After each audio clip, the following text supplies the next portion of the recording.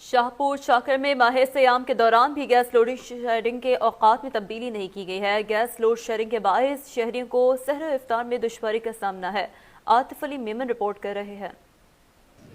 जी, माह रमज़ान मुबारक शुरू हो चुका है, लेकिन गैस की लोड शेडिंग के औकात में कोई तब्दीली नहीं की, जिससे शाहपुर चाकर, सराड़ी, खरलो और 100 से ज़ायद गोठों के हज़ारों सार्फिन शदीद मुश्किलात का शिकार हैं। बताया गया है कि इफ्तारी के सिर्फ 1 घंटा कबल गैस खोली जाएगी, जो इफ्तारी की तैयारी के लिए नाकाफ़ी है। अक्सर इलाकों में गैस प्रेशर में शदीद कमी के बायस चूल्हे नहीं जलते, मजबूरन लकड़ियाँ जलानी पड़ रही हैं। आइए सार्फिन से जानते हैं। ना शहरी में गैस है, ना अफ्तारी में गैस है। अगर गैस होती भी है तो इतना कम प्रेशर होता है जिसमें ना शहरी बन सकती है, ना अफ्तारी बन सकती है।